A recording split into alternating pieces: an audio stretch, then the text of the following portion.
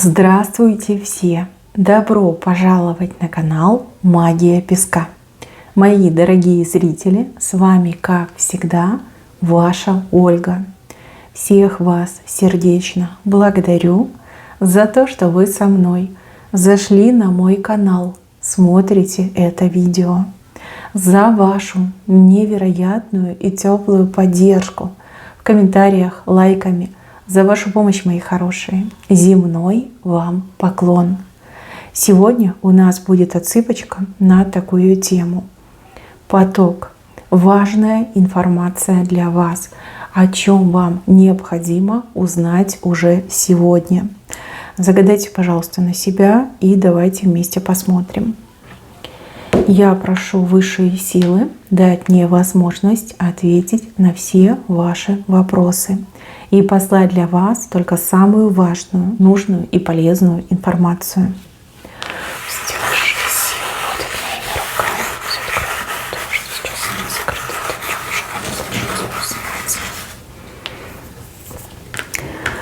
Так, смотрите, какая красивая птица у вас здесь сидит.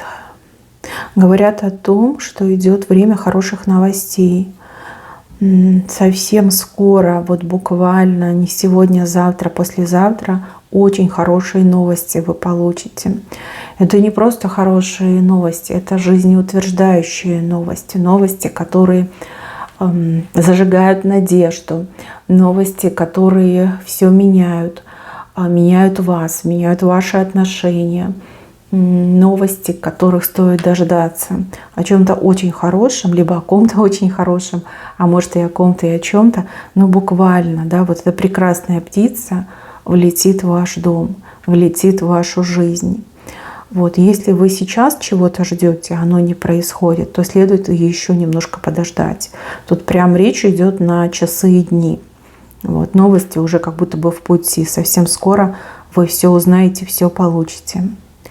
Еще показываю человека, с кем у вас произошла ссора.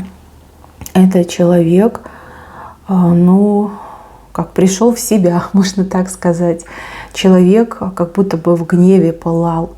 Да? Может быть, кто-то накрутил этого человека против вас. Может быть, сам по себе этот человек был не в духе, да? Что-то происходит в жизни не совсем хорошее. В общем, вы, скорее всего, попали под горячую руку этого человека, либо накручен был.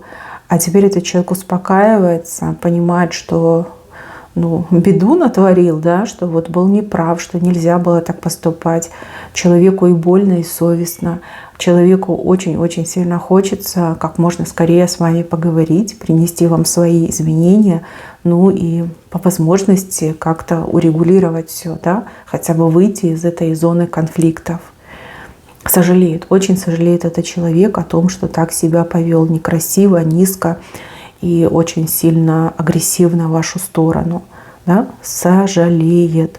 Я думаю, что человек тоже вот буквально не сегодня-завтра появится со своими извинениями, с объяснениями, да, что произошло, какая муха укусила. И в таком ключе. Дальше, мои хорошие, показывают человека, у которого нет сил.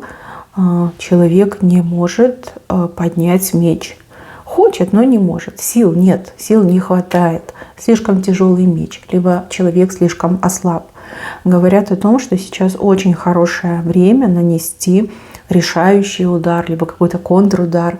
Смотря с кем вы там деретесь, скорее всего, речь идет о каких-то недоброжелателях, о врагах, о конкурентах, конкурентках. Вот, смотря что происходит в вашей жизни. Сейчас прекрасное время атаковать, контратаковать, нанести последний решающий удар, последний победоносный удар, да, в таком ключе. У вашего врага, у вашего недоброжелателя закончились силы. Человек и рад бы дальше с вами быть на ножах, но сил больше нет. Все, лимит исчерпан. Человек слабеет, просто вот как будто бы тает на глазах. И если вы хотите громких и славных побед, самое время нанести тот самый решающий победоносный удар. Но опять же, это уже от вас зависит, смотря чего вы хотите. Если вы ничего не будете делать, человек окрепнет, наберется сил, и, значит, будет у нас продолжение, будет следующая серия, да, либо сериал начнется заново. Вот, ну, если вы ничего не будете делать. Если вы сейчас атакуете, ударите, то, возможно, все прекратится, и никогда больше никаких битв с этим человеком, выяснения отношений, борьбы уже этого не будет. Вы человека просто вот на лопатки положите, и уже куда ему драться. Будет и проигрыш, и человек будет опозорен, и уже больше никогда не сунется к вам. Вот, решать, конечно, вам, выбирать вам, но сейчас очень классное время. И еще, мои хорошие, хитрость связана с деньгами.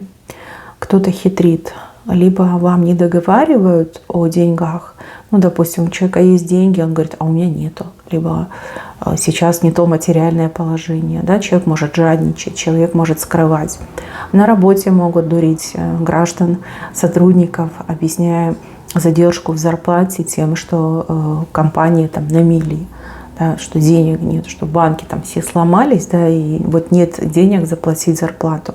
То же самое могут водить за нос в моменте повышения оплаты труда. Вам могут обещать, слезно обещать, какие-то гарантии вам давать и говорить, что вот сейчас не лучшие времена, мы, конечно же, повысим тебе зарплату, но давай как бы там в следующем году, да, а лучше через год. В таком ключе. Также человек может просить у вас денег в долг, взаймы, при этом у самого денег полно, но вот хочется жить на чужие. Да? Возможно, это такое хобби у человека, стиль жизни, да? Жить на чужое. Свое, значит, я там сберегу, сохраню, а буду жить на чужое. Вот, мошенничество, обман именно с деньгами чувствуется. И еще, мои хорошие, будьте аккуратны с покупками. Покупки с рук, покупки в интернете. Потому что если у вас нет, например, чека, да, то нет никаких гарантий. Если вещь вам там не подошла, либо вещь испорчена, не функционирует, то очень сложно будет свои деньги назад вернуть. Вам могут наобещать что угодно с 3 короба и рассказать, что вещь там способна чудеса творить вселенского масштаба, а окажется, что это какое-то, извините, фуфло, и потом вы и деньги свои потеряете, и вещи не сможете вернуть, и пользоваться не будете. Ну, в общем, в таком ключе. С рук и в интернете будьте максимально внимательны. У вас должна быть покупка документально оформлена, то есть у вас должен быть чек. Чек на покупку и гарантийный талон, допустим, да, в таком ключе. Если это все есть, то тогда покупайте. Если есть соблазн купить в интернете либо с рук, 10 раз подумайте, а лучше 100. Но вот что-то не так, вот как обман чувствуется, вот деньги с деньгами связаны. И еще, мои хорошие, человека показывают, которому хочется, чтобы вы обратили на него либо на нее внимание. И я не могу понять, зачем. У человека то ли человеку скучно жить, то ли это какая-то блажь. Ну типа, да, вот я красотка, либо я привлекательная, там ни одна женщина мне не сможет отказать. Здесь какие-то ухаживания, они не настоящие, если мужчина за женщиной ухаживает. Либо если девушка строит глазки мужчине, то она это делает ради какой-то своей непонятной мутной цели. Там нет чувств, там пустота, там дно, понимаете? Там ничего нету. Человек не способен любить, человек не способен на серьезное чувство и навряд ли когда-нибудь будет способен. Вот, не стройте каких-то иллюзий, не надо находиться в иллюзиях. Просто присмотритесь к этому человеку, а лучше наведите справки, и вам все станет понятно. Мне идет, что это какая-то игра. Игра привлекает ваше внимание. Либо вас пытаются убедить, что вот понравилось, влюбился. На самом деле это не так. Но при этом показывают и другого человека с большими грустными глазами. Человек, который действительно любит, но о любви своей не говорит. Не говорит, потому что боится, либо не говорит, потому что это невозможно. Вот кто-то есть в вашем окружении, кто очень давно и сильно вас любит. У человека большие и грустные глаза. Когда этот человек на вас смотрит, кажется, что вот-вот расплачется, да? Глаза на мокром месте, большие и грустные. Но опять же, вы же с людьми общаетесь, вы же, когда общаетесь, вы видите, какие у человека глаза. У кого-то веселые, у кого-то прищуренные, у кого-то дергаются, да, а у кого-то большие и грустные. Вот именно этот человек испытывает к вам чувство. Чувство прям неземное. и чувства, которые с этим человеком уже давно. То ли вы в позиции друзей, то ли вы в позиции коллег, но то ли вы периодически как-то вот общаетесь, соприкасаетесь. Это не свежее чувство, не новое. Оно уже давно. К вам давно это чувство. И еще такой момент. В присутствии того, кто вас любит, вы себя как-то не так чувствуете. Как будто бы иголочки какие-то идут, как будто бы электричество образуется. Да, но там какие-то знаки идут, знаки. Да, человек действительно вас любит, и, я не знаю, душу бы, наверное, отдал, лишь бы с вами быть. Но по какой-то причине это невозможно. И еще, мои хорошие, опасайтесь человека на букву «В», женщину либо мужчину. Человек как магнит для бед и неприятностей, либо человек сам по себе как стихийное бедствие, где бы ни появился, где бы ни проявился, везде какие-то неприятности. У человека то ли полярность сбилась, то ли человека сглазили, то ли человек где-то какого-то негатива хапнул, ну, не знаю, порчу какую-то подцепил, либо сделали этому человеку. Ну вот прям ходячее несчастье, человек на букву «В». Отходите, обходите, меньше общайтесь, дел не имеете. Это может быть и мужчина, и женщина. Человек вам может даже и сказать, что вот в последнее время что-то не так, мне не везет. Ну, на самом деле правду скажет, но преуменьшит все то, что с ним происходит. Вот. Не хотите потерпеть неудачу, либо привлечь в свою жизнь какие-то беды, неприятности, несчастья, не имейте дел с человеком на букву «В». По крайней мере, до конца месяца старайтесь обходить 10-й дорогой. Прям такое важное предсказание. Человек сильно фонит негативом, прям очень сильно. И здесь такой радиус. Надо держаться, прям чем дальше, тем лучше. И еще, мои хорошие, на что-то вы не обращаете внимания, просто игнорируете, отложили в долгий ящик. Что-то, что аж пищит, просится. То, чем нужно заниматься прямо сейчас. Либо сделать, либо доделать, либо начать делать. А вы все откладываете, перекладываете, как руки не доходят. Занимаетесь чем угодно, но только не тем, что именно сейчас важно и актуально. Просто посидите, подумайте, что вы откладывали несколько раз, чем вам нужно заниматься, но руки не доходят, либо желания нет. Вот именно этим делом нужно заняться как можно скорее, либо как-то поработать над этой ситуацией, что-то сделать, доделать, либо начать. Прям уже, знаете, красная черта приближается. Важно, это важно. Какие-то сладости. Сладости. Ну, сладости могут и в прямом смысле слова быть, да, сладкая еда, конфеты, торты. И также могут быть вкусняшки, да, вот то, что вы любите. Кто-то любит, я не знаю, там копченое сало. Я, например, люблю копченую рыбку. Для меня это вкусняшка. Кто-то еще что-то другое любит. Смотрите, здесь уже как перебор у вас идет. Слишком вы увлеченно поглощаете вкусняшки, и это может очень негативно отразиться не только на вашем здоровье, но и на вашем внешнем виде. То есть могут быть там высыпания, раздражение, отечность может пойти, да что угодно может произойти. То есть у вас уже перебор пошел. То есть всему нужно знать меру. А тут получается вроде как себя балуете этими вкусняшками, но наравне с этим вы как будто бы себя сами травите. Да? Вот организм может очень неожиданно среагировать. Вот. А если у вас свидание, а вы вся в акне, куда же вы пойдете, понимаете? Это вырванные годы. Нельзя. Надо сбавить потребление, а лучше по возможности отказаться, пока вот это все не выйдет, да, пока организм не очистится, да, может быть, там пару дней подождать, ничего такого не кушать, может быть, какую-нибудь диетку пособлюдать в таком ключе. Прям как много всего уже накопилось, а вы еще больше потребляете. Так, и еще вам показывают дружбу, но дружба какая-то односторонняя, то есть с вас просят, требуют, как с друга ждут, да, вот как от настоящего друга, вы как настоящий друг, подруга даете, а тот, с кем вы дружите, совсем вам не друг, да, либо не готов с вами по-дружески поступать. Односторонняя дружба.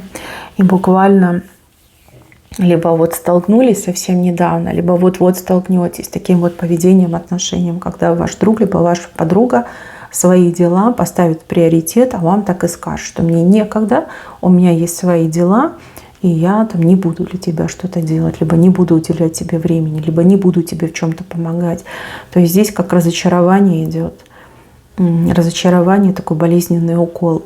Ну, ребятки мои хорошие, это, я так понимаю, не первый звоночек. Звоночки и раньше были, просто вы были к ним глухи. Но теперь все обретает достаточно серьезные формы. Да? Может быть, вы никогда и не просили особо ни о чем. А теперь вам действительно какая-то серьезная помощь понадобится, а ваш друг либо подруга скажет: ну нет, это не ко мне, да, у меня своя жизнь, у меня свои дела, я не могу тобой заниматься, либо я не могу тебе помогать. Такое некрасивое поведение. Ну, что есть, то есть. Отчасти вы сами виноваты. Знаете, в чем виноваты? В том, что звоночки не видели, не слышали. И в том, что вы действительно в дружбе просто растворяетесь. Ну, вот такой вы человек. Вы не умеете по-другому дружить. Просто, да, еще не повезло, что недостойный человек оказался рядом. И вы вовремя не рассмотрели, кто этот человек по сути, по факту. Дальше. Кто-то к вам пробиться не может. В прямом смысле слова есть какие-то ограничения. Да, человек не может к вам не дозвониться, не приехать, не прийти. То ли кто-то не пускает, то ли у человека какие-то технические проблемы. Ну, что-то в таком ключе.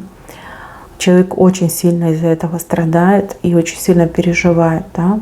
Там боится, что вы обидитесь, боится, что прекратится ваше общение, что вы там как-то, может быть, вспылите, скажете: а, ты не приехал, ты не дозвонился. В таком ключе. А у человека к вам очень чистый порыв.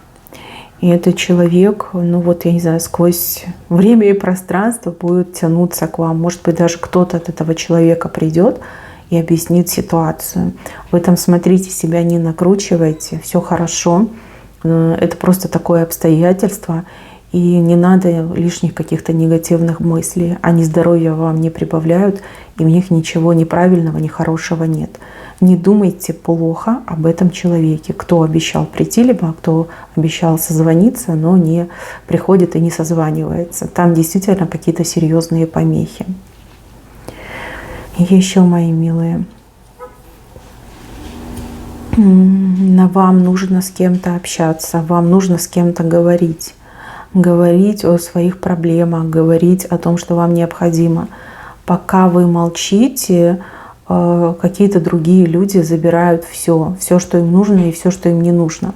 Ну вот подчистую лопатой гребут, не разбираясь.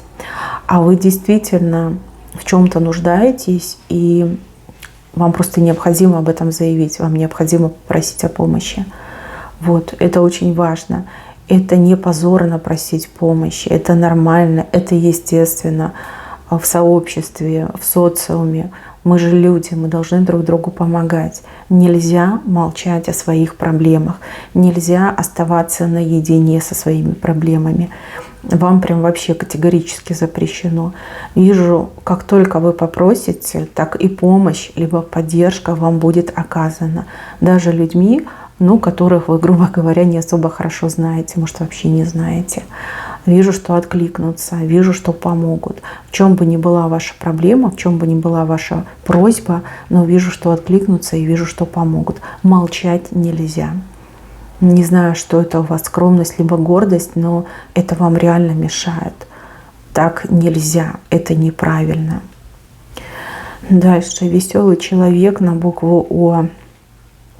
Разговор, общение с этим человеком, какое-то чудодейственное воздействие на вас оказывает. Я же сама заулыбалась, да. Человек необычный, у человека какая-то кипучая энергия, которая просто она заразна. То есть вы с этим человеком пообщаетесь, и вам тоже станет и легко, и весело, и вот прям, знаете, и мир поярче вам покажется в таком ключе. Это может быть и мужчина, и женщина, и не избегайте контактов с этим человеком. Поверьте, это как батарейка, да, как подзарядиться от этой классной батарейки. Человек на букву О. Так, у человека на букву то ли Л, то ли А. Л либо А. Мужчина и женщина. От вас есть тайна, от вас есть секрет. Человек может избегать с вами встреч, потому что не уверен в себе, потому что может не сдержаться и может проболтаться. Подумайте о всех своих знакомых на букву А, но мне почему-то кажется, все-таки это Л. Хотя, может быть, и А. Подумайте, постарайтесь встретиться с этими людьми, и тогда вам вся правда откроется. Человек не сможет сдержаться, и секретик либо тайну вам расскажет. Что-то интересное, то, о чем следует узнать, и узнать именно уже сейчас. То есть не ждать там, когда человек сам созреет, либо когда там правда всплывет на поверхность, а нужно узнать именно сейчас. Человек на букву А, человек на букву Л. Следует искать встречи, следует устанавливать контакт. Человек не сможет сдержаться, и секретик вам расскажет, тайну расскажет. Еще мужчина разводит какую-то бурную деятельность, при этом это как пыль в глаза, да? Для отведения глаз. Человек чего-то очень сильно не хочет делать, но поскольку он не может от этого напрямую отказаться, либо вам сказать, что вот я не хочу этим заниматься, человек начинает придумывать 1001 причину, врать, будто бы бисер метать для того, чтобы вас, грубо говоря, заверить, что да, я очень хочу, я очень стремлюсь, сам же при этом отказывается, потом вам скажет, что ой, ты представляешь, там меня не взяли, либо меня не одобрили, на меня не согласились. Вот врет. И вижу, что этот мужчина, он завирается периодически. Если вы будете повнимательней, вы можете его просто на каких-то словах вот поймать, да. То ли он разводит эту бурную деятельность по поводу заработка, по поводу работы, по поводу каких-то, может быть, действий, да, пытается и с вами, значит, хорошие отношения сохранить, и в грязь лицом не упасть, и тут же как-то очень изощренно вас, обхитрить, обмануть.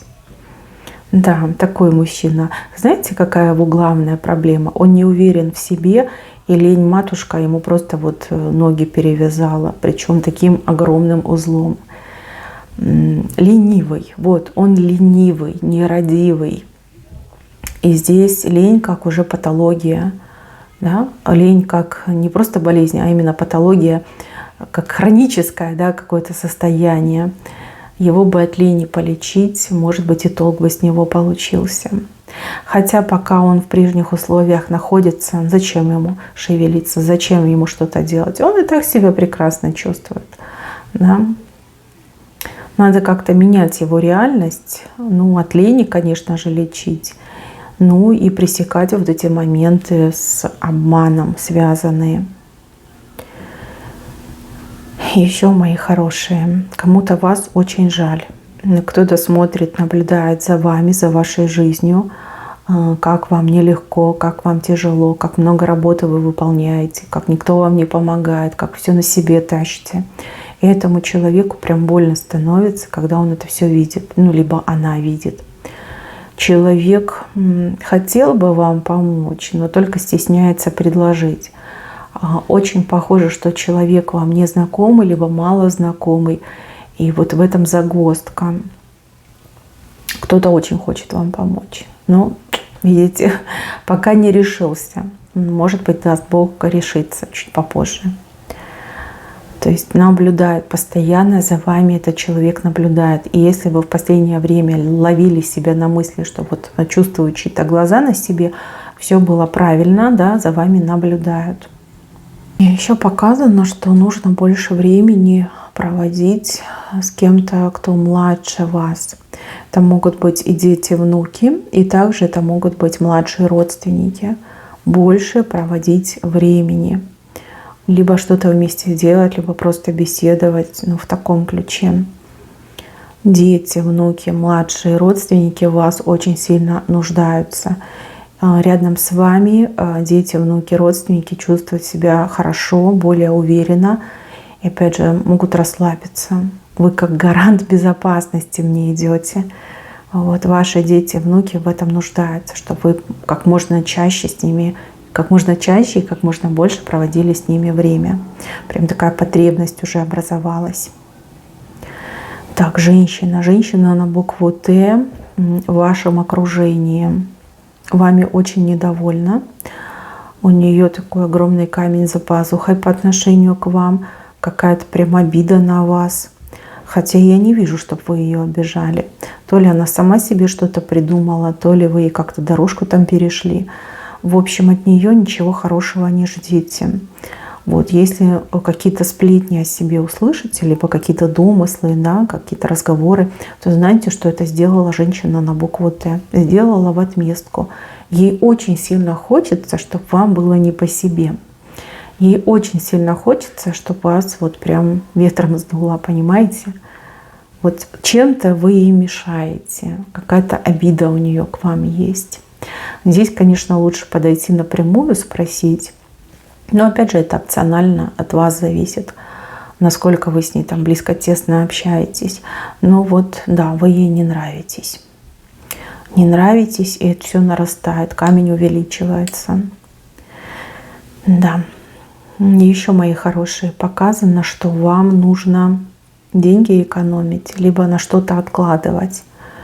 И так можно прочитать. Хоть по чуть-чуть, хоть там, я не знаю, по какой-то очень мелкой сумме. Может быть, даже по копеечке, но нужно откладывать, нужно экономить. Как будто бы придет такое время, когда вам сразу потребуется какая-то значительная сумма. И если вы начнете собирать сейчас, вы очень комфортно переживете это время, потому что у вас сумма уже будет отложена. Вот. Ну, это как, знаете, добрый совет, да, на будущее. Откладывай и по чуть-чуть собирай. Так, мои милые, на этом у меня все. Берегите себя. Всем спасибо за внимание. Всем пока-пока.